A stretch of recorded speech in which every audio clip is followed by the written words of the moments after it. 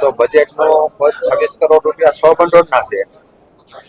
અને 1144 કરોડ રૂપિયા રાજ્ય સરકારનું અનુદાન છે. આમ બંને લઈ અને 1193 કરોડ રૂપિયાનું આજનું બજેટ છે કારોબારી સમક્ષ મૂકી અને કારોબારીએ મંજૂર કરવામાં આવેલ છે. સામાન્ય રીતે આ બજેટ અત્યારની જે જોગવાઈ આવક જાવકનું હોય, પરંતુ નવા બજેટની અંદર પણ હજી વધારાની પણ જોગવાઈ રાજ્ય સરકારના નવા બજેટની અંદર આવી શકતી હોય. જ્યારે કામોની અમારી ડિમાન્ડ જે મૂકેલી હોય અને નવા જે બજેટની અંદર આવે એટલી વધારાની થતી હોય અને ખાસ કરીને તો બધી શાખાઓને જરૂરિયાત પ્રમાણે ફાળવણું કરવામાં આવતું હોય, પણ અમે એક પ્રાકૃતિક ખેતી કે જે કાયમી રાસાયણિક અને પેસ્ટિસાઇડને કારણે જે રોગચાળો વધતો જાય છે એને નિયંત્રણ કરવા માટે આપણા રાજ્યપાલ અને માનનીય વડાપ્રધાનશ્રીએ પણ આ પ્રયત્ન કરી રહ્યા છે આખા દેશની અંદર કે પ્રાકૃતિક ખેતી તરફ લોકો વળે અને લોકોને સારા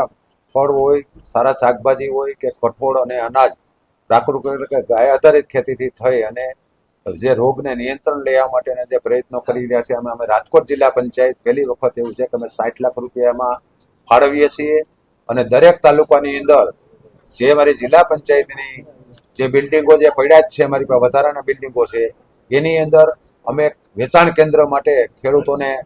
એક સુવિધા આપશું, શેડ બનાવીને થોડી વ્યવસ્થાઓ આપીને કે પોતાની પ્રાકૃતિક ખેતીનો જે ઉત્પાદન કરી રહ્યા હોય એના વાર નક્કી કરી અને ત્યાં વેચાણ પણ કરી શકશે. એના માટેની અમે સુવિધા આપવાના છે અને અમારી સખી મંડળો દ્વારા પણ અમે એનું વેચાણ કેન્દ્રો શરૂ કરાવી એના માટેનો અમે એક મુખ્ય પ્રયત્ન રજૂ કરેલ છે. આમ તો ગયા વખતે 30 લાખ રૂપિયા એક સદસ્યને પોતાના વિસ્તારની અંદર વિકાસ માટેની જે ગ્રાન્ટ ફાળવવામાં આવી હતી, આ વખતે અમે એને 35 લાખ રૂપિયા એટલે કે 20% વધારા સાથે 35 લાખ રૂપિયા નવું જે આવનારી બોડી ને એના સદસ્યોને 35 લાખ રૂપિયા પોતાના વિસ્તારમાં વાપરી શકે એવી જોગવાઈ કરી છે. એટલે કે 30 ને બદલે 35 લાખ રૂપિયાની જોગવાઈ કરી. કદાચ સૌરાષ્ટ્રની અંદર વધુમાં વધુ હું માનું છું કે આપણે આપીએ છીએ રાજકોટ જિલ્લા પંચાયત. બાંધકામ શાખાની કેટલીક દરખાસ્તો હતી, શું દરખાસ્તો હતી? બાંધકામ શાખાની જે અધ્યક્ષતાને હતી અને જે 15 કે 20 જેવી 25 જેવી જે દરખાસ્ત 24 હતી, એમાં બધા જે કામો ખાસ કરીને તો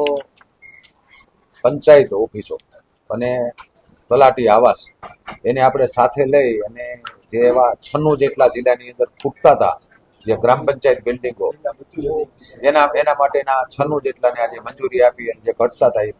પૂરતા કરીશ.